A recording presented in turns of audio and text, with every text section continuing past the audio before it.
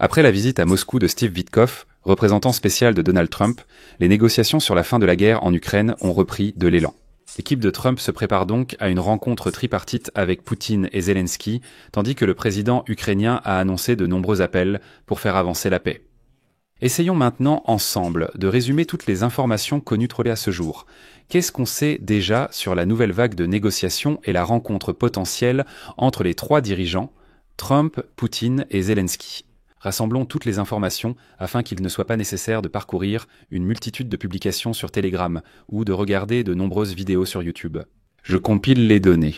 Que sait-on des résultats de la rencontre entre Witkoff et Poutine? Que sait-on des projets de Trump d'organiser un sommet conjoint avec Zelensky et Poutine? Que sait-on des questions de concession territoriale? Que dit le Kremlin à propos d'une éventuelle rencontre entre Poutine et Trump? Les États-Unis vont-ils renforcer les sanctions contre la Fédération de Russie après la fin du délai? Et y aura-t-il des avancées vers la paix après les nombreux appels téléphoniques d'aujourd'hui entre Zelensky et les dirigeants européens? Je vais essayer de répondre à toutes ces questions, et à bien d'autres encore, dans cette grande émission. Je m'appelle Alexei Petchi. Aujourd'hui, nous sommes le 7 août. Maintenant, passons à tout dans l'ordre. Mais avant de commencer, je vous demande de vous abonner à cette chaîne, de mettre un like, d'écrire n'importe quel commentaire, et surtout de vous abonner à ma chaîne Telegram Petchi News. Le lien est dans la description de la vidéo. Passons en revue les points profonds dans l'ordre. Débutons par la visite de Witkoff à Moscou et les signaux positifs qui auraient été émis suite à cette rencontre. À la veille de l'échéance fixée par le président américain Donald Trump au Kremlin pour conclure un accord de paix, l'activité diplomatique en Ukraine, comme vous pouvez le voir, a considérablement augmenté. Hier, Steve Witkoff, l'envoyé spécial du président américain, s'est rendu à Moscou où il a rencontré le dictateur russe Vladimir Poutine. Leurs négociations ont duré environ 3 heures, mais à l'issue de celle-ci, ni Witkoff ni Poutine n'ont fait de commentaires publics. Selon Trump, c'est Moscou qui a demandé cette rencontre. Cependant, à la veille des négociations, des sources proches du Kremlin ont indiqué aux agences Reuters et Bloomberg que Poutine accepterait difficilement de faire des concessions importantes à Trump, car il croit toujours pouvoir s'emparer de 4 régions d'Ukraine. D'après les journalistes, la chose la plus probable à laquelle il pourrait consentir serait ce qu'on appelle une trêve aérienne, c'est-à-dire une cessation temporaire des tirs, des attaques de drones et de missiles, pour plaire à Trump et éviter des droits de douane et des sanctions secondaires de la part des États-Unis. Sur fond de ces informations, le président ukrainien Volodymyr Zelensky a rappelé qu'une option de silence dans le ciel avait déjà été proposée à la Russie, mais que Moscou avait fait échouer tout cela. Malgré le scepticisme initial, les résultats des négociations ont été évalués positivement par tous les participants la veille. Le dictateur Poutine a qualifié la conversation de constructive, tandis que Trump l'a qualifiée de plus productive que prévu. Dans le même temps, Zelensky, après avoir parlé avec Trump et les dirigeants européens, n'a pas exclu un possible changement d'attitude de Moscou. Selon lui, je cite, « Il semble que la Russie soit désormais davantage disposée à un cessez-le-feu ».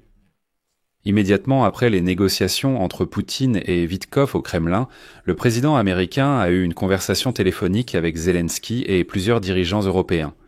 On sait déjà que le Premier ministre britannique Keir Starmer, le chancelier allemand Friedrich Merz, le secrétaire général de l'OTAN Mark Rutte, le vice-président américain John David Vance, le secrétaire d'État américain Marco Rubio et le représentant spécial Steve Witkoff ont également participé aux négociations avec Trump.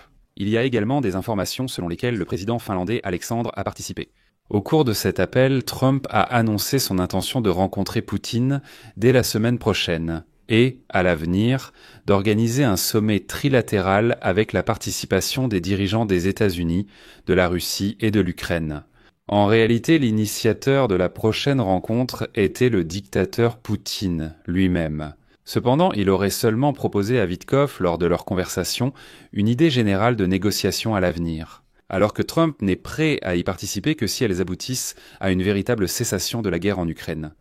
Plus tard, le département d'État américain a fait des commentaires, soulignant que la rencontre entre Trump et Poutine dépendra des progrès réalisés en faveur de la paix en Ukraine.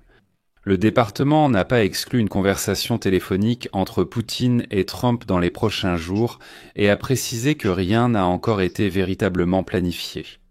Donald Trump, s'exprimant à la Maison-Blanche, a déclaré que le chemin vers la paix en Ukraine reste encore long. Mais selon lui, il y a de bonnes chances qu'une rencontre avec Zelensky et Poutine ait lieu. Donald Trump a déclaré que les discussions de Witkoff avec Poutine ne constituaient pas une percée significative. Pendant ce temps, des sources à la Maison-Blanche rapportent que Donald Trump a exhorté son équipe à préparer rapidement des rencontres avec Poutine et Zelensky. En particulier, il aurait l'intention de rencontrer Poutine dans les prochains jours, puis de tenir une réunion avec Zelensky, et ensuite une réunion tripartite avec la participation de Poutine et de Zelensky. Le lieu de la rencontre n'a pas encore été déterminé, mais plusieurs options sont en discussion, et aujourd'hui, Poutine a déclaré que cela pourrait être les Émirats arabes unis. Au Kremlin, on affirme qu'un accord aurait été trouvé entre la Russie et les États-Unis pour organiser une rencontre entre Poutine et Trump dans les prochains jours. C'est ce qu'a déclaré l'assistant du dictateur russe, Yuri Ushakov, et selon lui, le lieu de la rencontre a été convenu. Ushakov a également déclaré que la veille, Witkoff avait évoqué l'idée d'une rencontre tripartite entre Poutine, Trump et Zelensky, mais Moscou n'a fait aucun commentaire à ce sujet. Dans le même temps, le secrétaire d'État américain Marco Rubio a déclaré qu'après la rencontre de Witkoff avec Poutine à Moscou, il était devenu plus clair dans quelles conditions la Russie était prête à mettre fin à la guerre contre l'Ukraine. Il n'a pas précisé de quoi il s'agissait exactement, mais il a souligné que la question clé serait des territoires occupés, en particulier la Crimée, et que tout accord nécessitera des concessions des deux parties. Ensuite, cita le citateur Rubio, c'est difficile quand il y a une guerre et que des gens sont morts. Par exemple, à Dagat, du côté ukrainien, ils ont payé un prix énorme dans cette guerre, mais les Russes lui aussi, mais les Ukrainiens ont payé un prix plus élevé dans cette guerre. Vous savez, ces concessions ne sont pas faciles. Il faudra encore les faire accepter par le peuple de votre pays.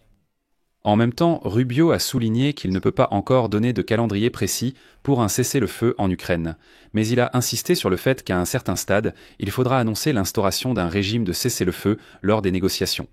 Citation : à un certain moment, le cessez-le-feu doit faire partie de ce processus, car il est difficile de négocier les détails d'un accord de paix final. Quand vous vous tirez dessus.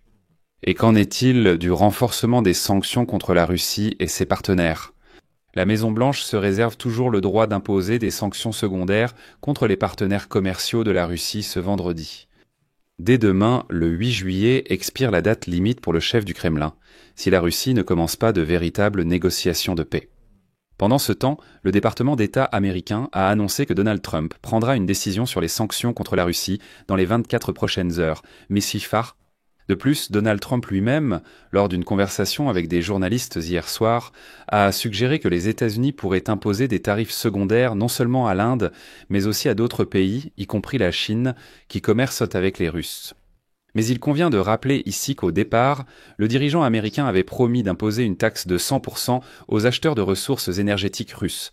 Cependant, par la suite, il a changé de ton, déclarant qu'il n'avait jamais précisé le pourcentage des éventuelles restrictions. Si vous avez entendu Donald Trump parler d'une taxe de 100%, vous avez mal compris. Il dit « Je n'ai jamais précisé ».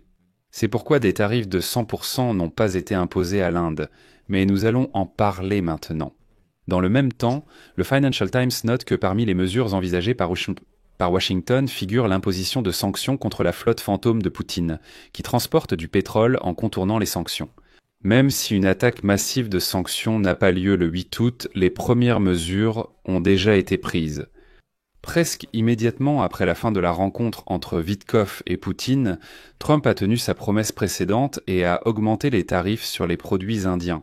En particulier, les États-Unis ont imposé des droits de douane supplémentaires de 25%, ce qui doublera la taxe totale sur les importations en provenance de l'Inde à 50%. Mais il faut ajouter que les restrictions entreront en vigueur à partir du 27 août.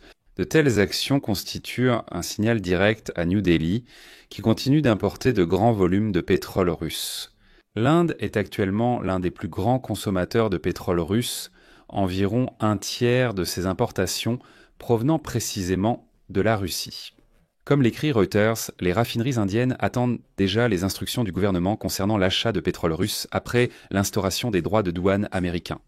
S'ils sont obligés de réduire leurs importations en provenance de Russie, ils devraient alors se tourner vers des fournisseurs du Moyen-Orient, d'Afrique et d'Amérique. Dans le même temps, le président ukrainien Volodymyr Zelensky a déclaré qu'aujourd'hui de nombreux appels et contacts sont prévus afin de faire avancer concrètement le processus de paix et de garantir l'indépendance de l'Ukraine en toutes circonstances. Des entretiens sont prévus, notamment avec le chancelier allemand Merz. Nous resterons en contact avec nos collègues français et italiens. Il y aura aussi une communication entre conseillers à la sécurité nationale. J'ai donné l'instruction d'organiser aujourd'hui ce format spécial. Zelensky a raconté qu'après la conversation commune d'hier avec Trump et les dirigeants européens, il a ensuite poursuivi séparément. J'ai aussi discuté avec le secrétaire général de l'OTAN, Mark Rutte, et le président finlandais, Alexander Stubb. Je ne souligne pas Stubb par hasard, Stubb est un très bon ami de Donald Trump. Ils sont vraiment amis sur le plan personnel, c'est pourquoi Stubb a de l'influence sur le président américain. Zelensky déclare ensuite « Il est important de discuter des détails clés ». Les priorités sont absolument claires. Premièrement, mettre fin au meurtre, et c'est précisément la Russie qui doit accepter le cessez-le-feu. Deuxièmement, il s'agit du format pour les dirigeants. Et la rencontre aurait pu contribuer à une paix véritablement durable.